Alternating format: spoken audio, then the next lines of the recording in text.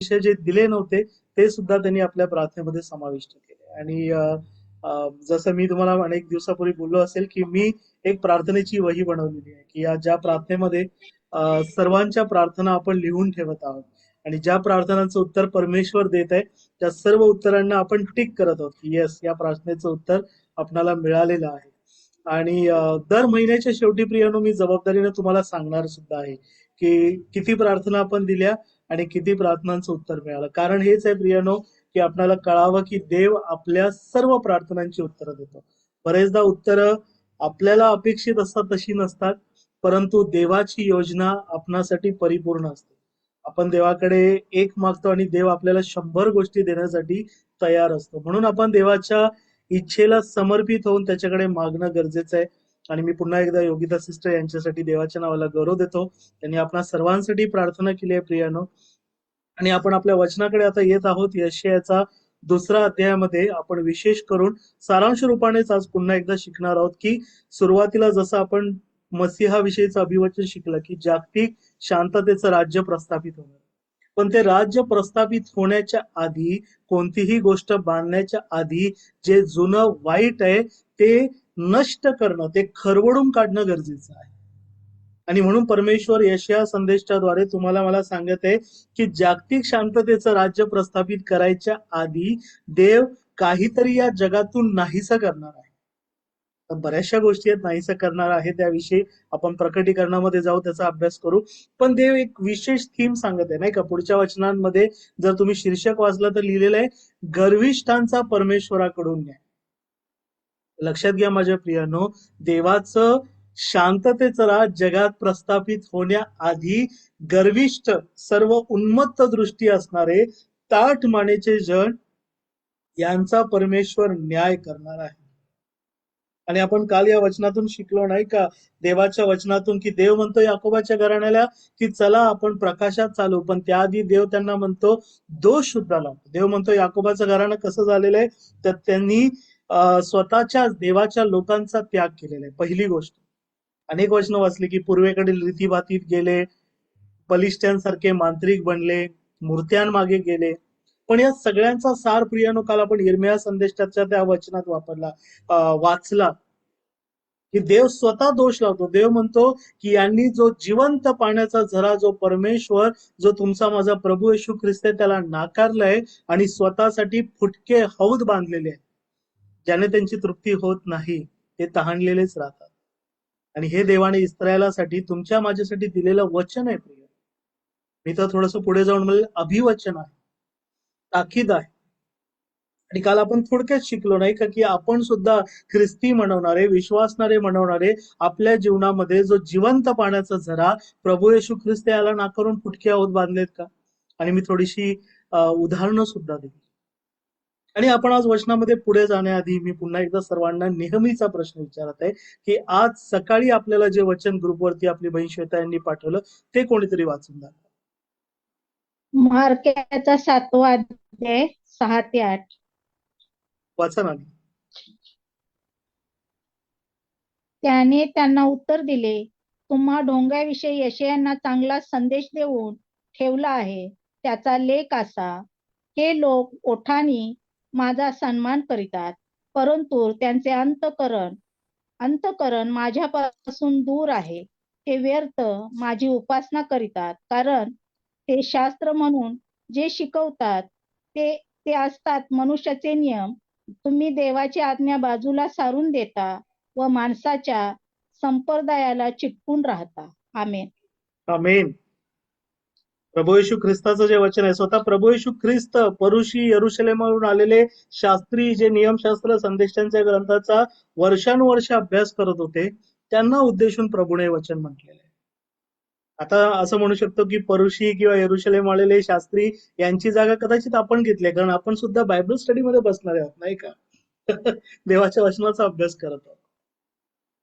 प्रभू त्यांना दोष लावत आहे. लक्षात घ्या प्रियानो, प्रभू म्हणत आहे तुम्हा ढोंग्यांविषयी यशायाने चांगला संदेश देऊन ठेवला आहे.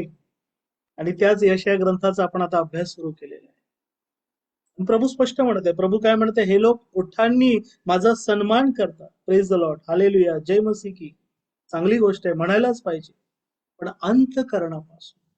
कारण प्रभूने शमरोनी स्त्रीला सांगितलं, जिला त्याने प्रकट केलं की तो जिवंत पाण्याचा झरा आहे, त्या स्त्रीला प्रभू म्हणाला की अशी वेळ येत आहे की लोक देवाची उपासना करण्यासाठी यरुशलेमेच्या डोंगरावर जाणार नाहीत, शमरोनात सुद्धा जाणार नाही. अवघड वाटलं. वचन आहे प्रियानो प्रभूचं. पण प्रभू म्हणत आहे, माझे लोक आत्म्याने आणि खरेपणाने माझी उपासना करतात. आपण करतो का प्रियानो? का आजही, कारण आजही जगामध्ये घडत आहे नाही का, इस्रायल यरुशलेमच्या फेऱ्या तर बरेच लोक अगदी वर्षानुवर्ष, मी अनेकदा म्हटलेलं आहे की पैसे जमवून घालतात आणि त्यामध्ये काही वाईट नाही. पण जर तुम्ही ख्रिस्त शोधावा म्हणून यरुशलेमेत जात असाल, जर ख्रिस्त शोधावा म्हणून आपल्या देशामध्ये पंजाब, हरियाणा, छत्तीसगड, आंध्र प्रदेश, गोवा, महाराष्ट्र, मुंबई इथे तिथे मेळाव्याच्या मागे मेळावे पालथे घालत असाल आणि तुम्ही अपेक्षा कराल की ख्रिस्त मिळेल, तर प्रियानो आपण वाट चुकलेलो आहे. ख्रिस्त आपल्या अंतःकरणात प्रकाशतो आणि त्याचा मार्ग फार सोपा आहे. आत्म्याने आणि खरेपणाने ख्रिस्ताची उपासना करणं, ख्रिस्ताची आज्ञा पाळणं. योहानकृत शुभवर्तमान 14:15 मध्ये प्रभूने स्पष्ट तो मार्ग सांगितलाय. जे माझ्यावर प्रीती करतात आणि माझ्या पित्याची आज्ञा पाळतात, आम्ही येऊ त्यांच्याबरोबर वस्ती करू. तो वस्ती करणारा आम्हा बरोबर देव इम्मानुएल परमेश्वर आहे. पण प्रभू इकडे शास्त्री पुरुषांना दोष लावत आहे. काय म्हणते? ते व्यर्थ माझी उपासना करत. अंतःकरण का दूर आहे त्याचं कारण सुद्धा प्रभू सांगत आहे. अंतःकरण यासाठी दूर आहे की जरी ते बायबल स्टडी मध्ये बसतात, जरी ते चर्चला जातात, जरी देवाचं वचन वाचतात, आळीपाळीचं स्तोत्र गातात, तरी सुद्धा ते शास्त्र, देवाचं वचन म्हणून जे शिकवतात ते खऱ्या अर्थाने असतात मनुष्यांचे नियम, देवाचे नियम नाही. भेळ मिसळ. देवाचे नियम मनुष्यांच्या परंपरांसाठी बाजूला सोडतात. ते ह्याचा विचार करत नाहीत की होय मनुष्य आधी की देव आधी. देव आधी आहे प्रिय. हो, आमच्या वाडवडिलांचे नियम आहेत, वाडवडिलांच्या परंपरा आहेत, प्रथा आहेत. विशेष करून मी स्वतः पाहिलेले, अनुभवलेले आहे की चर्च मधले सुद्धा समारंभ, बऱ्याच समारंभामध्ये देवाच्या वचनापेक्षा वाडवडिलांच्या परंपरेला, प्रथेला जास्त प्राधान्य दिलं जातं. मग बर्थडे असो, अॅनिव्हर्सरी असो, ख्रिस्त जन्मोत्सव असो, नववर्ष, उपासना असो, भक्ती असो, आराधना असो. बाप्तिस्मा विषयावर तर आपण अनेकदा बोललेलो आहे प्रिया. तरी आजही काहीच दिवसापूर्वी मला आमच्या एका नातेवाईकाचा फोन आला, म्हणे की किती 4 वर्षाचं लेकरू, 4 का 3 वर्षाचं लेकरू, बाप्तिस्मा आहे. काहीच उत्तर दिलं नाही. मी बोललो प्रार्थना करतो. याचं कारण काय प्रियानो? कारण वचनामध्ये म्हटलेलं आहे, ते शास्त्र म्हणून जे शिकवतात ते असतात मनुष्यांचे नियम, आणि मनुष्यांच्या नियमासाठी ते देवाची आज्ञा बाजूला सारतात आणि माणसांच्या संप्रदायाला चिकटून राहतात. अशांना प्रभू म्हणत हे ढोंगी आहे. लक्षात घ्या माझ्या प्रियानो, प्रभू येशूचं जगामध्ये शांततेचं राज्य प्रस्थापित होण्याआधी अशा गर्विष्ठांना परमेश्वर धसकटीप्रमाणे अग्नीने नष्ट करणार आहे. स्पष्ट आहे. आपण काल त्या वचनाचा अभ्यास केला आणि त्या वचनामध्ये आता पुढे जाऊ, कारण परमेश्वर म्हणत आहे की या गर्विष्ठांचा मी न्याय करणार आहे. आणि त्या गर्विष्ठांविषयीनं प्रियानो आजचं वचन थोडस मटेरियल गोष्टींकडे जातं. आपल्या जीवनामध्ये गर्व कसा येतो, आपल्या जीवनामध्ये ढोंगीपणा कसा येतो, आपण का ताठ मानेचे, आपण का हट्टी, का बंडखोर बनतो प्रियानो, आज त्या मूळ विषयाला आपण हात घालू. तर आपण हे मान्य करूया की तुम्ही आणि मी, आपण सर्वजण कधी ना कधी आपल्या जीवनामध्ये ताठ मानेचे, बंडखोर, हट्टी वागलेलो आहोत, गर्विष्ठ झालेलो आहोत, देवाची आज्ञा मोडलेली आहे, कदाचित आज सुद्धा मोडलेली असेल. तर आपण शिकूया की या गर्वाचा उगम कोठे आहे. मी विनंती करतो, यशया 2:7 आणि 8 कोणीतरी वाचा. यशया 2:7 आणि 8. त्यांचा देश सोन्यारूपाने भरला आहे, त्यांच्या निधीला अंत नाही. त्यांचा देश घोड्यांनी भरून गेला आहे, त्यांच्या रथाला अंत नाही. त्यांचा देश मूर्तींनी भरून गेला आहे, ते आपल्या हातांनी घडलेल्या बोटांनी केलेल्या वस्तूची पूजा करीतात. आमेन. एक प्रश्न आहे सगळ्यांना, माझ्याकडे सोनंच नाही असा कोण व्यक्ती आपल्या प्रांतात? सोनं किंवा चांदी काहीच नाही, कोण आहे? माझ्याकडे सोनं नाही, चांदी नाही, कोण आहे? कोणी आहे का? असेल तर सांगा, माईक अनम्यूट करा. देवाच्या नावाला घेऊ. माझ्याकडे सोनं नाही, चांदी नाही. कारण काय म्हटलेलं आहे? त्यांचा देश सोन्या रूपाने भरलेला आहे. देव दोष लावत आहे, लक्षात घ्या. याकोबाच्या घराण्याला, इस्रायलला. कोणी आहे आपल्या प्रार्थना गटामध्ये असं? सोनं नाही, रूप नाही. सोनं आणि चांदी बघा, मी रोख रक्कम बोलत नाहीये, बाकी कुठल्या गोष्टी. मला अपेक्षा होती एखाद दुसरं तरी असेल कोणीतरी. कोणी आहे? सोनंही नाही, चांदीही नाही. हालेलुया. माझ्याकडे नाही, माझ्या मिसेसकडे आहे, पण माझ्याकडे काय नाही. येस. म्हणजे नाही तुमच्याकडे. थँक्यू. गोफणे ब्रदरकडे सोनं नाही, चांदी नाही. देवाच्या नावाला करू. देवाचं वचन सांगतं, लक्षात घ्या प्रियानो, देव दोष लावत आहे इस्रायलला की त्यांचा देश सोन्या रुपयाने भरलेला आहे, त्यांच्या निधींना अंत नाही. एक काव्य रूपाने हे वचन बघा, आपल्या भाषांतरामध्ये पण आलेलं आहे. त्यांचा देश घोड्यांनी भरून गेला आहे, त्यांच्या रथांना अंत नाही. हालेलुया. आता तुम्ही म्हणाल की सोनं चांदी तर परमेश्वराने बनवलं, घोडे परमेश्वराने बनवलेत. मग परमेश्वर इस्रायलला, तुम्हाला मला या गोष्टी मुबलक आहेत म्हणून दोष का देत आहे? कारण आपण जाणतो की समृद्धी पण देवापासून प्राप्त होते. आपण वचन वाचूया, देवाची आज्ञा समजूया प्रियानो. निर्गम याचा 33 अध्याय वचन 3 ते 6 कोणीतरी वाचा. निर्गम 33 3 ते 6.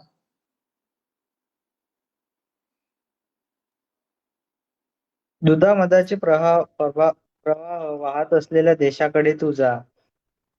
तथापि तुम्ही ताठ मानेचे लोक असल्यामुळे मी तुमच्या बरोबर येणार नाही. आलो तर वाटेतच मी तुम्हाला भस्म करीन. लोक हे अशुभ वर्तमान ऐकून विलाप करू लागले व कोणीही आपले दागदागिने अंगावर घातले नाहीत. मग परमेश्वर मोशेला म्हणाला, तू इस्रायल लोकांना सांग की तुम्ही ताठ मानेचे लोक आहात. मी पळभर तुमच्या बरोबर असलो तरी मी तुम्हाला भस्म करीन. म्हणून तुम्ही आपले दागदागिने आपल्या अंगावरून उतरून ठेवा, म्हणजे तुमचे काय करायचे ते मी पाहीन. आमेन. वचन 6. यामुळे हेरो पर्वतापासून पुढे इस्रायल लोक दागिन्यां वाचून राहिले. आमेन. आमेन.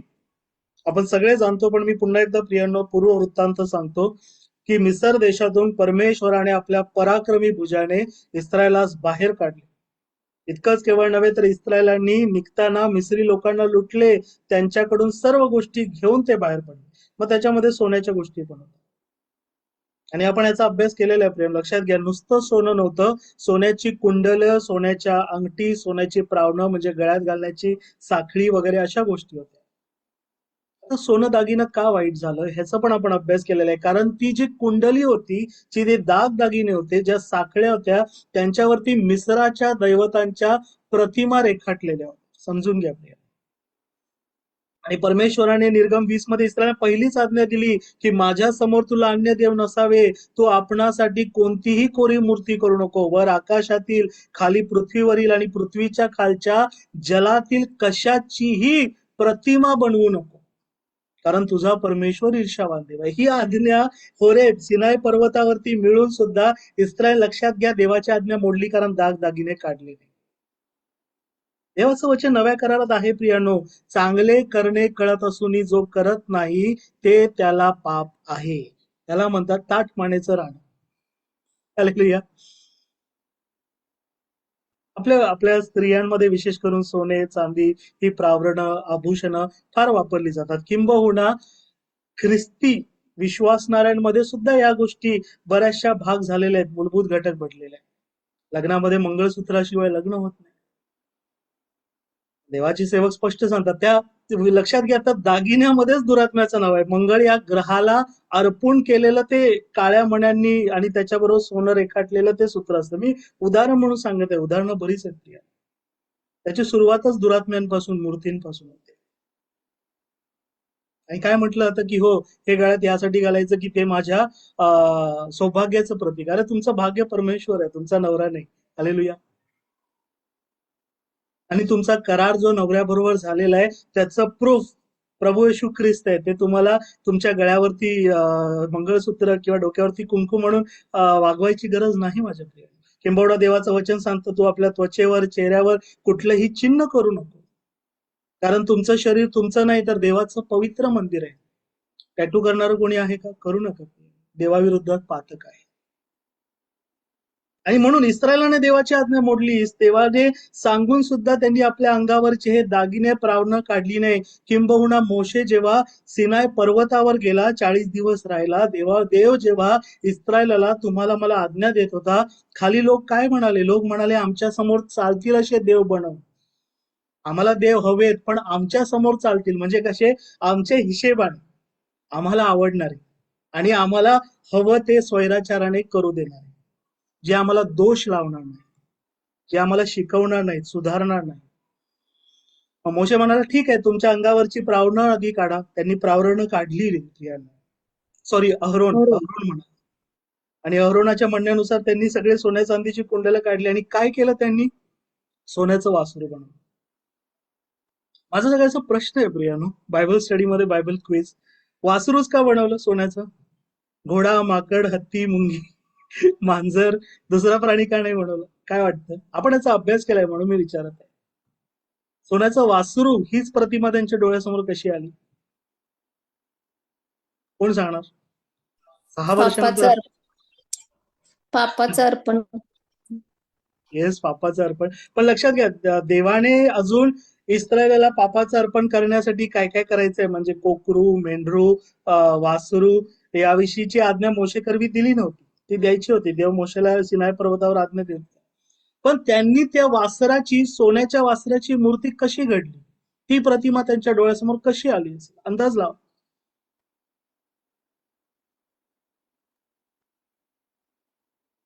ती त्यांनी मिसरात पाहिली होती. 430 वर्ष ते मिस्रामध्ये त्या वासराची पूजा करत होते. मी एवढ्या भाषेत बोलतो, सुजाता दिदीच्या थोडं पुढे. पाहिलीच नव्हती, त्याची पूजा करत होते. 430 वर्ष. कळलं प्रियानो? वाडवडिलांच्या परंपरा.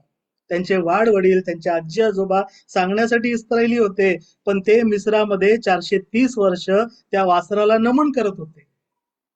जसं आपले आई वाडवडील, आजी आजोबा 430 वर्ष मंगळसूत्र घालत असतील, कुंकू लावत असतील, वाईट गोष्टी, देवाला न आवडणाऱ्या गोष्टी करत असतील. ते म्हणाले, ठीक आहे, देवाने काढलं पराक्रमी भुजाने आपल्याला बाहेर, देवाने केलं आम्हाला ख्रिस्ती, आम्ही आता आहोत प्रभू येशू ख्रिस्ताला अनुसरणारे, पण चर्चमध्ये जरी गेलो तरी वाडवडिलांच्या मूर्त्या सोडणार नाही. कारण आम्ही ताठ मानायचे आहोत, आम्ही हट्टी आहोत, आम्ही बंडखोर आहोत. ते जुने इस्रायल, आपण नवे इस्रायल. आणि काय झालं प्रियांनो, की अहरोनाने त्यांनी सोन्याचं वासरू बनवलं आणि त्याच्या बरोबर व्यभिचार केला प्रियांनो, देवाचं बरोबर समोर घोर पातक केलं. आणि मोशेने मध्यस्थी केली म्हणून ते वाचले. त्यांच्यामध्ये मरी आली, मरीने बऱ्याच लोकांचा संहार केला, पण समूळ संहार झाला नाही, कारण मोशेने देवाकडे क्षमा मागितली, मध्यस्थी केली. प्रभू येशू ख्रिस्ताच्या मध्यस्थीची ती पूर्वछाया होती. आणि मग परमेश्वर काय म्हणाला, की आता मी तुझ्या पुढे एक दूत पाठवतो, वचनदत्त भूमीत मी जाण्याचं प्रॉमिस केलंय. God doesn't change. देव म्हणाला, मी बदलणारा देव नाही. मी प्रॉमिस केलं ना, मी तुला वचनदत्त भूमीत पाठवणार म्हणजे पाठवणार, पण मी तुमच्या बरोबर येणार नाही. कारण मी तुमच्या बरोबर आलो तर देव बघा त्यांना काय दोष लावत आहे. दुधा मधाचे प्रवाह वाहत असलेल्या देशाकडे तू जा, तथापि तुम्ही ताठ मानेचे लोक असल्यामुळे मी तुमच्या बरोबर येणार नाही. आलो तर वाटेतच मी तुम्हाला भस्म करेन. आजही प्रियानो तीच परिस्थिती. आजही बरेच ख्रिस्ती म्हणवणारे लोक आहेत. आपण आहोत, प्रार्थना करतो, चर्चला जातो, देवाचं वचन वाचतो, ऐकतो, पण ताठ मानेमुळे, हट्टीपणामुळे देवाचं सानिध्य आपल्या जीवनात राहत नाही. देव आपल्या प्रार्थना ऐकतो प्रिया. तो प्रेमळ परमेश्वर आहे, दयाळू, क्षमाशील पिता आहे. तर प्रभू येशू ख्रिस्त प्रत्येक क्षणी तुमच्या माझ्यासाठी मध्यस्थी करतो. नाही, अजून एक दिवस, अजून एक 2026, अजून एक फेब्रुवारी, अजून एक मार्च, अजून एक तारीख वाढवून दे. बदलेल हे लेकरू, सोडेल ताठ मानेचं बंडखोरपणा, हट्टीपणा, वाडवडिलांची परंपरा. अजून थोडी संधी. आणि वचनामध्ये लिहिले, की मग मात्र लोकांनी दाग दागिने अंगावर घातले नाही. आणि मग स्वतः परमेश्वराने सुद्धा आज्ञा दिली, तू इस्रायला सांग, तुम्ही ताठ मानेचे आहात म्हणून तुम्ही आपले दाग दागिने आपल्या अंगावरून उतरून ठेवा, म्हणजे तुमचे काय करावायचे ते मी पाहिजे. देवाने आज्ञा दिली, लक्षात ठेवा. मी पुन्हा एकदा सांगतो, सोनं चांदी वाईट नाही, पण त्या सोन्या चांदीवरती परक्या दैवतांची चित्र कोरलेली होती, त्या मृतात्म्यांना दुरात्म्यांना अर्पलेल्या गोष्टी होत्या, मूर्तीपूजा होती. म्हणून परमेश्वराने त्यांना तो दोष लावला आणि तोच दोष परमेश्वर यशामध्ये काय म्हणत आहे, यांचा देश सोन्या रुपयाने भरलाय, यांच्या निधींना अंत नाही, घोड्यांनी भरून गेलेला आहे, रथांना अंत नाही. अनुवाद याचा 17वा वचन 14 ते 17 कोणीतरी वाचा. अनुवाद 17 14 ते 17. तुझा देव परमेश्वर याने तुला दिलेल्या देशांत जाऊन तेथे वतन करून राहिल्यावर तू कदाचित म्हणशील की आसपासच्या राष्ट्रांप्रमाणे मी आपल्यावर राजा नेमेन. तर तुझा देव परमेश्वर ज्यास निवडी त्यालाच राजा करावे. आपल्या भाऊबंदातून आपल्यावर राजा नेमावा. तुझ्या बांधवांपैकी नाही असा कोणी परदेशीय पुरुष आपल्यावर नेमू नको. मात्र त्याने पुष्कळ घोडे बाळगू नयेत. घोडदळ वाढवण्यासाठी लोकांना मिस्राकडे पुन्हा धाव घेण्यास लावू नये. त्या मार्गाने पुन्हा परत जाऊ नको असे परमेश्वराने तुम्हास सांगितलेच आहे. आमेन.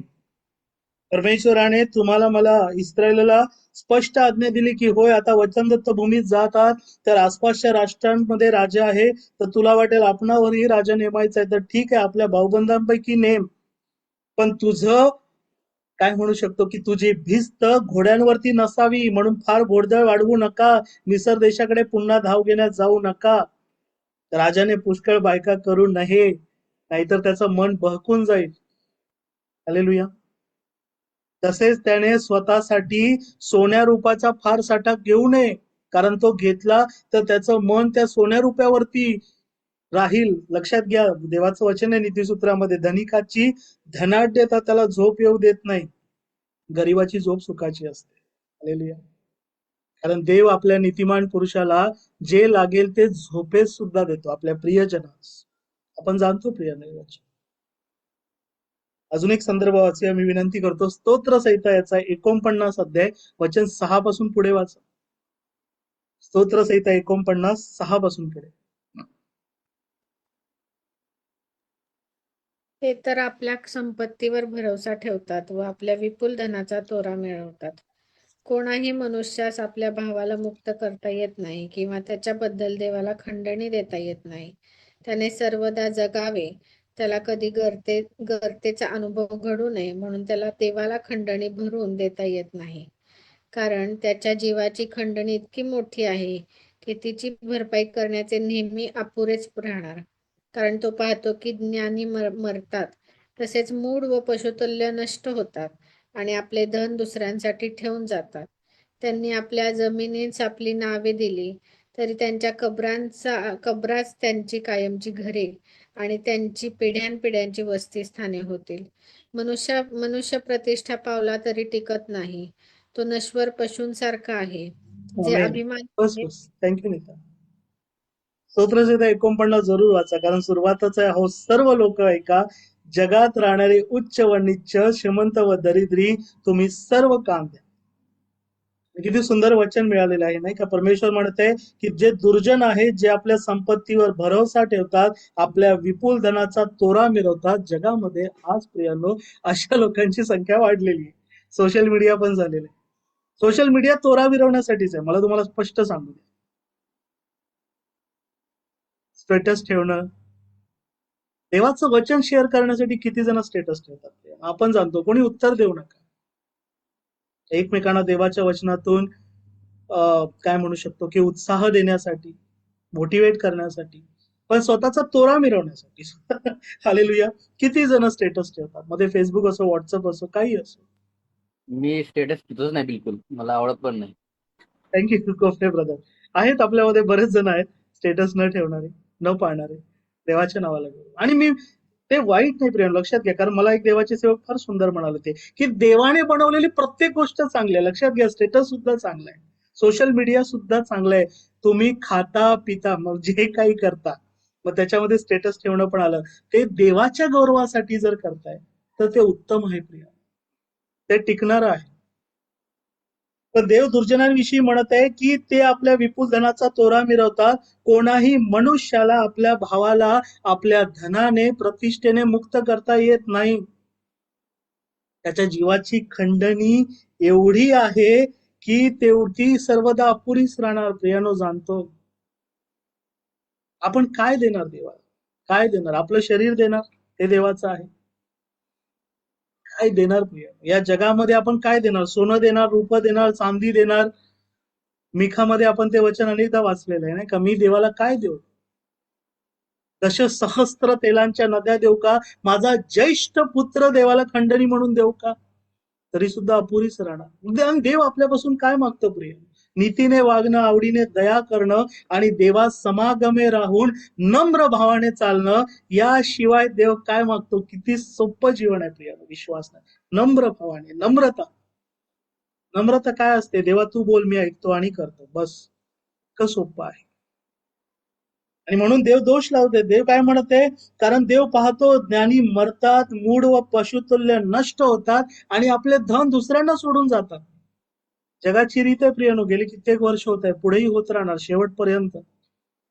आपण दगदग करतो नाही का? इकडे जमीन घेतो, तिकडे जागा घेतो, माझं नाव लावतो, इकडे माझं नाव, तिकडे. नाव लावण्यावरून किती लोकांमध्ये स्पर्धा असते, आपण जाणतो प्रिय. चर्चमध्ये सुद्धा बरेचदा आमचं नाव प्रार्थनेसाठी घेतलं नाही पालकांनी, याच्यावरून लोक रागवतात. आमचं नावच घेतलं नाही आभार मानताना, आभार मांडणाऱ्यांच्या लिस्टमध्ये लोक रागवतात. परमेश्वर म्हणत आहे की त्यांनी आपल्या जमिनीस नाव ठेवले तरी त्यांच्या कबरास त्यांची कायमची घरे, त्यांची पिढ्यानपिढ्याची वस्तीस्थाने होतील का? कारण त्यांच्यावर मरण राज्य करते. तुम्ही आणि मी जाणतो, जर आपण ख्रिस्तामध्ये नवी उत्पत्ती आहोत, जर आपल्या ठाई ख्रिस्त जगतो, तर आता आपल्यासाठी कबर नाही, ख्रिस्ताने नवीन घर स्वर्गामध्ये तयार केलेलं आहे. तिथे आपलं सर्व काळ प्रभूने आपल्याला नाव दिलेलं आहे, सर्व काळ टिकणारं नाव. आणि म्हणून प्रियांनो लक्षात घ्या, सोनं रूप यांच्या मागे जर आपण जात आहोत, घोडे जसं त्यावेळी घोडे होते, आज थोड्याशा वेगळ्या गोष्टी आहेत. कुठल्याही गोष्टीच्या लोभाने जर संचय करून जग आणि जगातल्या गोष्टींवरती आपली भिस्त आहोत, तर देवाच्या लेखी प्रियांनो आपण गर्विष्ठ ठरलेलो आहोत. आणि जर गर्विष्ठ ठरलेले आहेत, त्यांचा नाश ठरलेला आहे.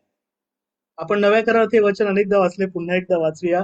1 तिमोथेय याचा 6वा अध्याय, वचन 7 पासून पुढे वाचा. चला, ते वाचण्याआधी मला सगळ्यांना एक प्रश्न आहे. धनवान कोण कोण होऊ इच्छितो? Who wants to be rich? आता मी एवढा विषय घेतल्यानंतर कदाचित लोक बोलायला घाबरतील. सुरुवातीला 10 वाजता हा प्रश्न विचारला पाहिजे, कारण मला तुम्हाला प्रामाणिकपणे सांगू द्या, बऱ्याचशा मंडळांमध्ये जेव्हा हा प्रश्न विचारला जातो तेव्हा बोलतात, होय आम्हाला सगळ्यांना धनवान व्हायचंय. सगळे म्हणतात प्रॉस्पेरिटी मेसेज. का? आमचा प्रभू आहे, तो सगळं देतो, त्याने आकाश पृथ्वी निर्माण केली, आम्हाला तो धनवान करा. माझ्या प्रियांनो, आपण जर धनवान होण्यासाठी ख्रिस्ताकडे येतोय, तर मला सांगू द्या, आपला मार्ग आणि उद्देश चुकलेला आहे. होय, ख्रिस्ताठाई सर्व आहे, पण जर आपण धन मिळवण्यासाठी प्रभूकडे येत आहोत, तर आपणासाठी वचन आहे. आपण ते वचन वाचूया. 1 तिमोथेय 6:7 पासून पुढे. आपण जगात काही आणले नाही, आपल्याला त्यातून यस नीता वाच. आपण जगात काही आणले नाही, आपल्याला त्यातून काही नेता येत नाही.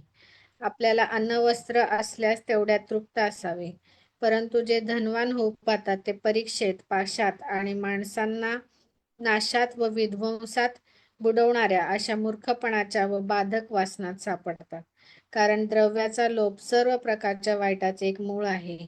त्याच्या पाठीस लागून कित्येक विश्वासापासून भोकले आहेत आणि त्यांनी स्वतः पुष्कळशा खेदांनी भुसकून घेतले आहे. आमेन. किती सुंदर आणि स्पष्ट वचन आहे. माझ्या प्रियांनो, लक्षात घ्या, देवाचे सर्व सेवक. चला, मला तुम्हाला एक प्रश्न विचारू दे. या जगामध्ये सगळ्यात धनवान मनुष्य सृष्टीच्या आरंभापासून आजपर्यंत कोण आहे? कोण सांगणार? मी जगिक दृष्ट्या विचारते. म्हणजे ज्याच्याकडे सगळ्यात जास्त सोनं, चांदी, रूप, पैसा, FD, बँक बॅलन्स होतं, जमीन होतं, कोण होता? सलमोन. सॉरी नीता? सलमोन राजा. येस, शलमोन राजा. प्रभूने सांगितलेलं नाही का? शलमोन राजा, त्याच्या एवढा धनवान कोणी नव्हता.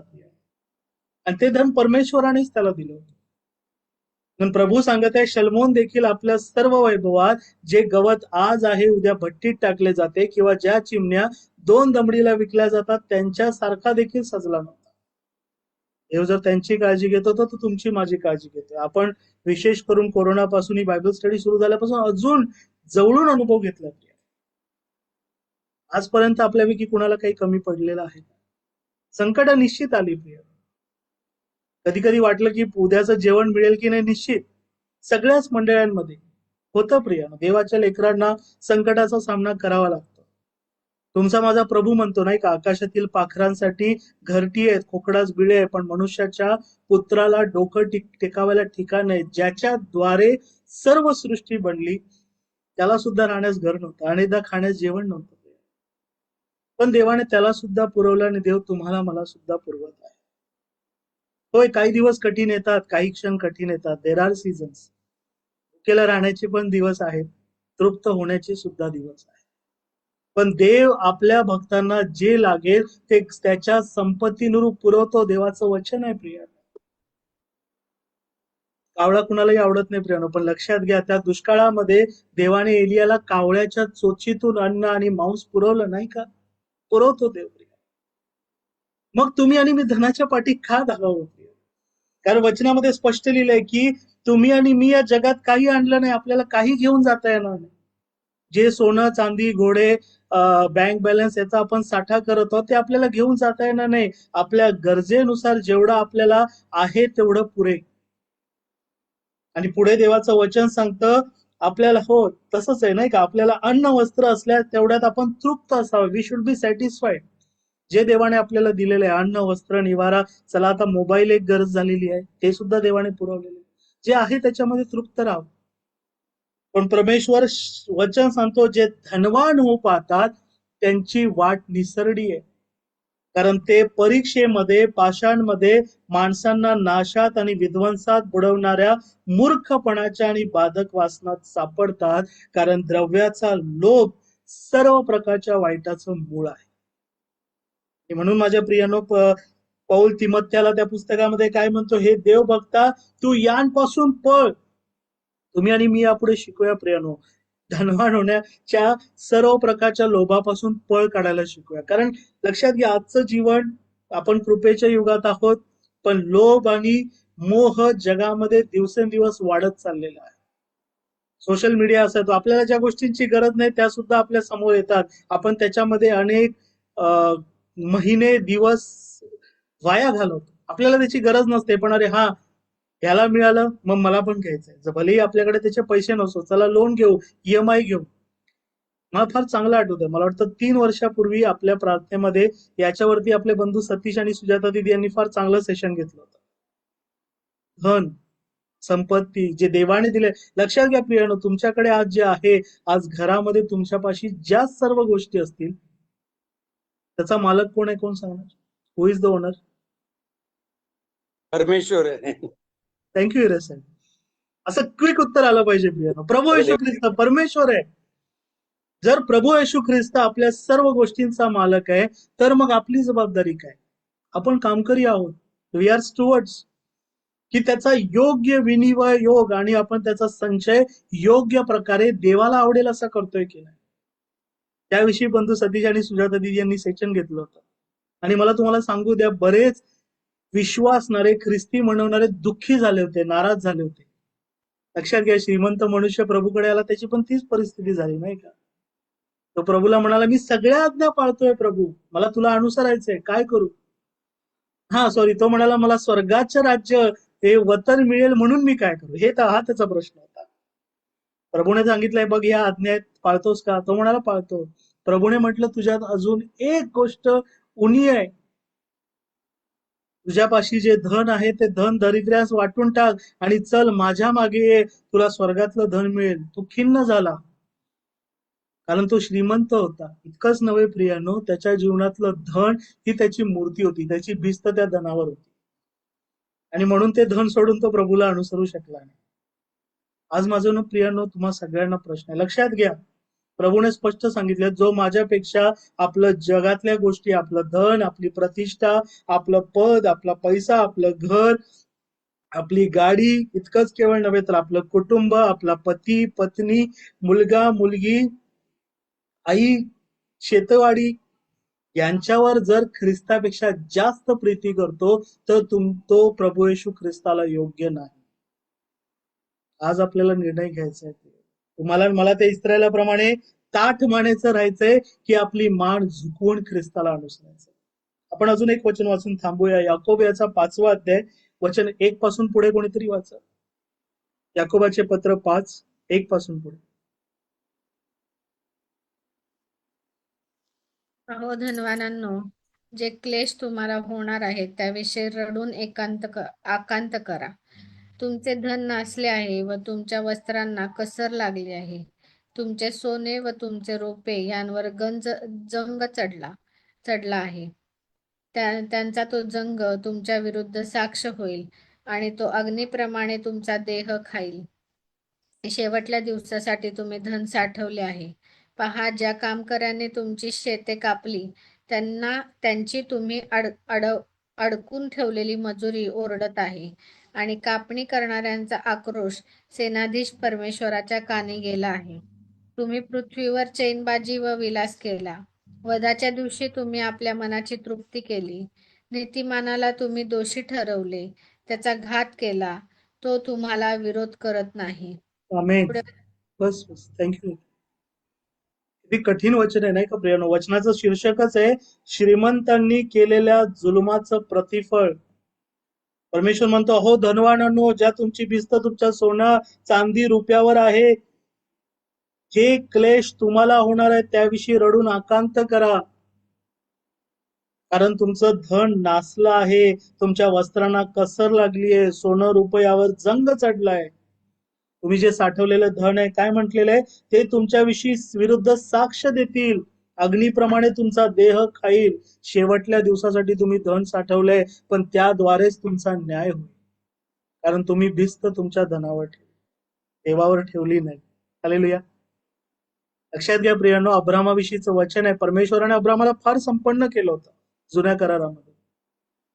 आणि जेव्हा सदोम आणि गमोरा वरती काही राजांनी हल्ला केला, मला वाटतं 4 की 5 राजे होते, आणि त्या राजांना हरवण्यासाठी अब्राम गेला. अब्रामाबरोबर काही तरुण होते, मला वाटतं 300च्या आसपास आकडा होता. 318, हो 318 दास होते अब्रामाच्या घरी. त्यांना जाऊन परमेश्वराने अब्रामाला एवढा मोठा विजय दिला की अब्रामाने त्या सर्व राजांना हरवलं आणि जेवढं लुटलं होतं सगळं तो परत घेऊन आला. तेव्हा सदोम आणि गमोराचे राजे अब्रामाला सामोरे गेले. ते म्हणाले, या धनातला बराचसा भाग तुमच्यासाठी वाटून तुम्हालाच ठेवा, आम्हाला फक्त माणसं द्या. अब्राम म्हणाला, मी तुमच्यापासून सुतळी सुद्धा घेणार नाही. सुतळीचा तोडा असतो ना, अब्राम म्हणाला, ते सुद्धा मी घेणार. तुम्हाला हे बोलायची संधी मिळू नये की मला तुम्ही धनवान केलं, कारण मला देणारा परमेश्वर आहे. असं आपलं जीवन आहे का प्रिय? आपली भिस्त कोणावर आहे? तुम्हाला ज्या अकाउंट मधून सॅलरी मिळते, कामामधून, त्याच्यावर आपली भिस्त आहे का? तिथे आपण प्रामाणिकपणे काम करायलाच हवं प्रिय. कारण जे आपल्याला काम दिलंय, जे आपले अधिकारी नेमलेले आहेत, ते देवाने नेमलेले. पण आपली भिस्त त्यांच्यावर आहे का? निश्चित नाही.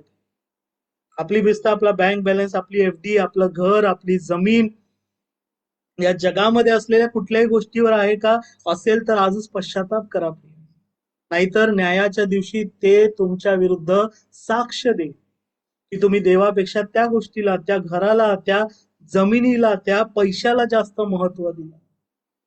आणि पुढे देवाचं वचन काय म्हणत आहे? पहा, ज्या कामकऱ्यांनी तुमची शेते कापली त्यांची तुम्ही अडकवून ठेवलेली मजुरी ओरडत आहे आणि कापणी करणाऱ्यांचा आक्रोश सेनाधीश प्रभूच्या कानी गेलाय. मला तुम्हाला सांगू द्या प्रिय, चला तुम्हीच मला सांगा, हे कुठल्या कामकऱ्यांविषयी परमेश्वर म्हणत आहे? कोण सांगणार? की ज्यांची मजुरी तुम्ही आणि मी कदाचित रोखून ठेवलेली आहे आणि ती मजुरी ओरडत आहे, त्यांचा आक्रोश प्रभूच्या कानी गेला आहे. काय वाटतं, हे कोणते काम करते? बायबल स्टडी मध्ये आहोत, आपण अभ्यास अनेकदा केलेला आहे. कोण सांगणार? येस विद्यार्थी, सुवार्ता सांगणारे शिष्य. येस सुवार्ता सांगणारे. अजून मी जगत लोकांना सुवार्ता सांगायला पाहिजे. नाही, मी म्हणत आहे की या वचनामध्ये देवाचं वचन सांगतं, पहा ज्या कामकऱ्यांनी तुमची शेते कापली त्यांची तुम्ही अडकवून ठेवलेली मजुरी ओढत आहे. लक्षात घ्या, ही शेतं तुम्हाला मला कापायची, पण परमेश्वर तुमच्या माझ्या विरोधात वचन देत आहे की असे कामकरी आहेत ज्यांनी तुमची शेतं कापली आणि त्याची मजुरी सुद्धा तुम्ही अडकवून ठेवलेली. हे कोण आहेत कामकरी? ज्यांनी तुमची माझी शेतं कापलेली आणि आपण त्यांची मजुरी सुद्धा त्यांना दिली नाही किंवा अडकवून ठेवली. जे ज्यांनी परमेश्वरासाठी रक्तसाक्षी झाले, येस, रक्तसाक्षी झाले. अजून शर्मिला मॅडम काय बोलत ज्यांनी आहे? हा म्हणजे मला वाटतं की प्रभू येशू ख्रिस्ताचं सुवार्ता आम्हाला सांगितली, पण ती आम्ही आमच्यापर्यंतच ठेवली. आणि जर ती आम्ही दुसऱ्यांना नाही, त्यांनी जे सांगितलेलं आहे ते आम्ही नाही ना सांगितलं, म्हणजे त्यांना ती मजुरी म्हणजे त्यांना ती नाही दिली असं. Yes yes, thank you Sharma. चला मी अजून सोपा करून म्हणतो. लक्षात घ्या, परमेश्वर म्हणत आहे, पहा ज्या कामकऱ्यांनी तुमची शेते कापली. प्रभूने वचनामध्ये सांगितलंय, मत्तई 10 मध्ये, मत्तई 9 मध्ये, क्षमा करा, पहा शेते कापणीसाठी पांढरी होऊन सुकलेली आहे. पिकाच्या धनाने कामकरी पाठवावे म्हणून प्रार्थना करा. तुम्ही आणि मी, आपण सगळे कामकरी आहोत. प्रभूने किंबहुना तुम्हाला मला या जगामध्ये शेतांमध्ये पेरणी आणि कापणीसाठीच पाठवलेलं आहे. देवाचं वचन पेरण्यासाठी, आणि जिथे देवाचं वचनाचं पीक येत आहे तिथे त्या पिकाची कापणी करण्यासाठी त्यांना ख्रिस्तामध्ये पिता, पुत्र आणि पवित्र आत्म्याच्या नावाने बाप्तिस्मा देण्यासाठी. लक्षात घ्या, मी आठवड्याच्या सुरुवातीलाच प्रश्न विचारला होता. तुम्ही तुमच्या माझ्यापैकी आपण किती जणांना आपण सुवार्ता सांगितली आहे आणि पिता, पुत्र, पवित्र आत्म्याच्या नावाने बाप्तिस्मा दिले? आपल्या प्रत्येकाला देवाने शेत निर्धारित करू दिलेलं आहे, जागा दिलेली आहे, कळप दिलेलं आहे. प्रत्येकाची जबाबदारी आहे की आपण सुवार्ता गाजवावी, सर्व राष्ट्रातील लोकांना शिष्य करावे आणि त्यांना पित्याच्या, पुत्राच्या, पवित्र आत्म्याच्या नावाने बाप्तिस्मा द्यावा. मला तुम्हाला स्पष्ट सांगू द्या, मी स्वतः आजपर्यंत कोणालाही बाप्तिस्मा दिला नाही. सुवार्ता सांगण्याचा प्रयत्न केला आहे, पण ही जबाबदारी आहे. परमेश्वराने आपल्याला सगळ्यांवर जबाबदारी सोपली, पण देवाचं वचन सांगतं की अशी जबाबदारी जी तुम्हाला दिली होती, जी तुमची शेतं होती, ती दुसऱ्या कामकऱ्यांनी कापली, आणि जरी त्यांनी तुमची कामगिरी केलेली आहे तर तुम्ही त्यांची मजुरी सुद्धा अडकवून ठेवलेली आहे. तुम्ही त्यांची मजुरी सुद्धा त्यांना देत. माझा तुम्हा प्रत्येकाला प्रश्न आहे, तुमच्या जवळ असा कुठला कामकरी आहे का? सोपं उत्तर आहे प्रिय. आहे तर कुठे आहे? बंधू सतीश, सुजाता दीदी, तुम्ही सांगू इच्छिता? लोक थोडे गोंधळामध्ये आले. सुजाता दीदी, सतीश, हिरे साहेब. आम्हीच कामकरी आहेत ना. बरोबर आहे, आम्ही कामकरी आहे. पण समजा ठीक आहे, आम्ही स्वतः शेतामध्ये गेलो नाही, आम्ही कापणी केली नाही, आम्ही लोकांना सुवार्ता गाजवली नाही, तर आमच्या ऐवजी असे कोणते कामकरी केले ज्यांनी आमची जागा घेऊन ती सुवार्ता गाजवली, पण आम्ही त्यांची मजुरी सुद्धा आजपर्यंत त्यांना दिली नाहीये, किंवा दिली आहे तर थोडीशी दिली, अडकून ठेवलेली आहे. आणि त्यांनी केलेला आक्रोश सेनाधीश प्रभूच्या कानी गेलाय. तो शेवटल्या दिवशी त्या आक्रोशावरून न्याय करणार आहे. आपली वेळ होत आहे म्हणून मी विचारत आहे प्रियानो पुन्हा एकदा, कधी विचार केलाय असा? यशया 53 मध्ये वचन आहे माझ्या प्रिय, नाही का? देवाचं वचन सांगतं, परमेश्वर म्हणतो की माझ्या लोकांकरता त्याला वधस्तंभावर देण्यात आलं. माझ्यासाठी तो, काय म्हटलं जातं, काय शब्द आहे तो, त्याला ठेचण्यात आलं, नाही का सुजाता दीदी? बरोबर, ठेचण्यात आलं. बरोबर, त्याला ठेचण्यात आलं. असा विचार त्या पिढीच्या पैकी कोणीतरी केला होता काय? खरोखर आमचे पाप त्याने स्वतःवर घेतले. मज बसलेल्या माझ्या पातकांसाठी त्याला शिक्षा झाली, नाही का? त्याच बसलेल्या फटक्यांनी आम्हाला आरोग्य प्राप्त झाले. माझ्या प्रियांनो, या जगामध्ये आज सुद्धा तुम्हाला मला जी कामगिरी दिलेली आहे, कामकरी म्हणून जी शेतं दिलेली आहेत, आपल्या शेतांची कापणी तुमच्या जवळचे कामकरी करत आहेत.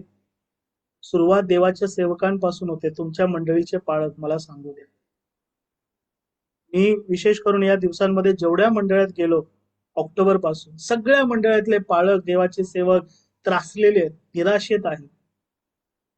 थकलेले आहेत. का?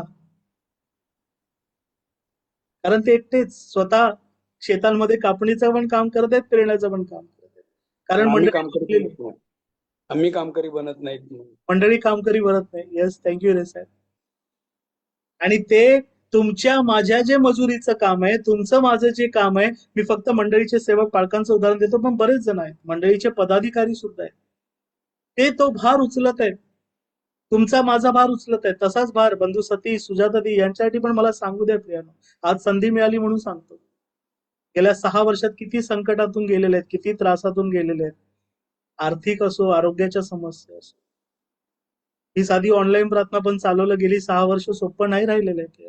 देवाने कृपा पुरवली आणि देवाची कृपा आहे की या प्रार्थना या मजुरीशिवाय आम्ही तुमच्याकडून दुसरं काहीच मागत नाही. आमच्यासाठी प्रार्थना करा. पण मंडळीमध्ये जे देवाचे नेमिलेले मेंढपाळ आहे, जे काय म्हटलेलं आहे, देवाचं वचन सांगतं की मेंढपाळ कामकरी आपल्या मजुरीला योग्य आहे. देवाने तुम्हाला जे धन दिलेलं आहे त्याचा पहिला भाग आपण देवाच्या मंडळीमध्ये चर्चमध्ये नेऊन देणं गरजेचं आहे. बाकीचे सर्व भाग आशीर्वादित होतात. आपण काय करतो? आपण म्हणतो की पहिल्या भागाने पहिली एफडी बनवतो, सोनं घेतो, चांदी घेतो, सोन्याचे भाव वाढते. सोन्याच्या एवढ्या तुकड्यासाठी आपण इथे तिथे जंग पछाडतो, कार्ड बनवतो नाही का, दर महिन्याला 1000 रुपये डिपॉझिट. देवाच्या राज्यामध्ये यरुशलेम मध्ये त्या सोन्यावरती तुम्ही आणि मी चालू प्रियानो, हिरे माणकं त्यांनी पूर्ण यरुशलेम घडलेली असेल, सजवलेली असेल. त्याच्यासाठी आपण का? लक्षात घ्या प्रियानो, सोनं चांदी हिरे यांनी आपली तृप्ती होणार नाही. डोळ्यांनी पाहिल्या पलीकडे त्याचा कसलाच उपयोग नाही. पण आज मी सगळ्यांना जाता पुन्हा एकदा क्षमा करा, मी 2 मिनिटं घेत आहे. पण देवाने तुम्हाला जे थोडंसं दिलेलं आहे ना, मूठभर दिलेलं आहे ना, अनुभव घ्या. 2026 वर्षामध्ये एक निर्धार करा, माझी भिस्त या मूठभर दिलेलं किंवा भरपूर दिलेल्या धनावर नाहीये, पण हे जे मूठभर दिलेलं आहे ह्याचा पहिला भाग मी देवाच्या मंडळीला देईन. की देवाच्या मंडळीचा भार उचलण्यासाठी जे कामकरी आहेत त्यांच्या तो उपयोगाला आहे. आणि त्याविषयी सुद्धा प्रियानो आपण हुशार राहणं गरजेचं आहे. कारण बरेच जण हल्ली QR कोड पण पाठवतात, आम्हाला जीपे करा. त्याच्याविषयी पण मी जाता स्पष्टपणे सांगतो, देवाचं ते देवालाच द्या, कुठल्याही मनुष्याला देऊ नका. मंडळीत द्या, चर्चमध्ये जा, चर्चमध्ये जाऊन द्या. देव जिकडे प्रेरणा करतोय, देव जिकडे सांगतोय तिकडे द्या. देवाने तुम्हाला जे धन, जी संपत्ती, जो पगार दिलेला आहे, तुम्ही आणि मी त्याचे मालक नाही, तर त्याचे जबाबदार असलेले कामकरी आहोत. त्याचा विनियोग देवाच्या इच्छेनुसारच प्रार्थनापूर्वक करा. असं होऊ नये की हे धन शेवटल्या काळी तुम्हाला मला दोषी ठरवेल. देवाच्या कामकऱ्यांची मजुरी अडवून ठेवू नका. आपली वेळ झाली म्हणून मी इथे थांबत आहे. बंधू सतीश, सुजाता दिदी यांना काही बोलायचं असेल तर इथून पुढची वेळ त्यांच्याकडे. Praise the Lord. Praise the Lord. देवाच्या नावाला धन्यवाद असो. इथून पुढची वेळ आपले संचालक. हालेलुया. देवाच्या नावाला धन्यवाद. थँक्यू दादा, सुंदरच्या वचनाबद्दल. आपण असंच या वंदनामध्ये पुढे जाऊया आणि मी सर्वांना विनंती करतो की आपण न चुकता या प्रार्थनेत बसूया, म्हणजे जर कधी खंड पडणार नाही आणि आपल्याला कंटिन्यू मध्ये वचन शिकता येईल. देवाच्या नावाला धन्यवाद. आपण इथून पुढे प्रभूंनी शिकवलेली प्रार्थना आणि या रात्री गीताद्वारे प्रार्थनेची समाप्ती करूया. आपण आपले सर्वजण माईक अनम्यूट करूया आणि प्रभूंनी शिकवलेली प्रार्थना. आमच्या त्यांचा सर्वतील बापा, तुझे नाव पवित्र मानले जा, तुझे राज्य जसे स्वर्गात तसे पृथ्वीवरही, तुझ्या इच्छेप्रमाणे आमची रोजची भाकर आम्हाला दे, आणि जसे आम्ही आमच्या ऋण विसरून सोडले आहे तसेच तो आमच्या ऋण नसो, नको तर आम्हा वाटापासून सोडू, कारण की राज्य, सामर्थ्य आणि क्रोध ही सर्व काळ तुझीच आहे. आमेन. या रात्री तू मजला सांभाळ, आयुष्य राखीचा करा प्रतिपाल. Amen. Hallelujah. Praise the Lord. Good night. Praise the Lord. Good night. Praise the Thank you, Lord. brother. Good night. Hallelujah. Praise the Lord. Good night. Hallelujah, Praise praise Praise the the Lord. Lord. Good night. Praise the Lord. Good night. Praise Praise the the Lord. Lord. Good Good night. night. Praise the Lord, James. Good night.